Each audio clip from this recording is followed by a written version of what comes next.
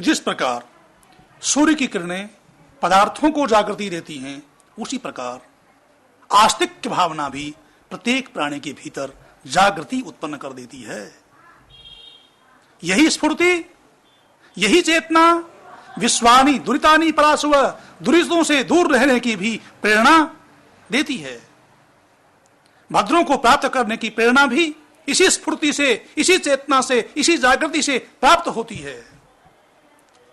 परमात्मा की प्रेरणा की 3 विशेषताएं हैं। पहली विशेषता है कि वो प्रेरणा सबके हित के लिए होती है। किसी का अहित करने के लिए परमात्मा की प्रेरणा नहीं होती। परमात्मा किसी के अहित की प्रार्थना भी स्वीकार नहीं करते, क्योंकि परमात्मा सबके पिता हैं।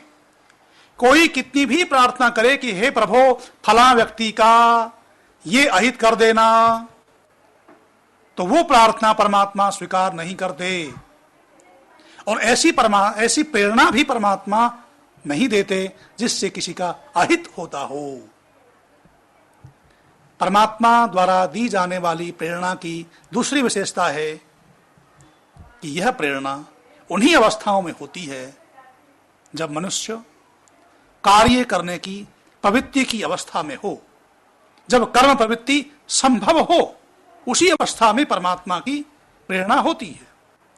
जिस अवस्था में कर्म संभव नहीं होता, उस अवस्था में परमात्मा प्रेरणा नहीं देते।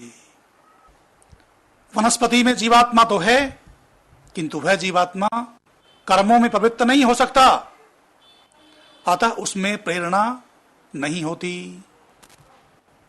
मनुष्य अचेतावस्था में हो या निद्रा में हो, तब भी कर्मों की प्रवृत्ति संभव नहीं है, इसलिए उस समय भी प्रेरणा नहीं होती। पशुओं को, मनुष्य के अलावा जो पशु पक्षी हैं, उनको नाम मात्र की प्रेरणा होती है, अल्प मात्रा में प्रेरणा उनको होती है। जैसे किसी आदमी ने शेर के पंजे से कांटा निकाला, तो उस शेर ने उस मनुष्य को नहीं काटा। वो प्रेरणा परमात्मा की ओर से मिली अल्प मात्रा में। ऐसे ही अल्प मात्रा में कहीं कहीं उदाहरण मिल जाते हैं। भेड़िए ने मनुष्य के बालक को उठा लिया, पर उसको मारा नहीं, पाल लिया। ऐसी अल्प प्रेरणाएं पशुओं को भी प्राप्त हो जाया करती हैं। परमात्मा की प्रेरणा की तीसरी विशेषता यह है कि परमात्मा की प्रेरणा आदेशात्मक नहीं होती, उपदेशात्मक होती है। उस प्रेरणा को मानना या न मानना जीवात्मा के हाथ में है।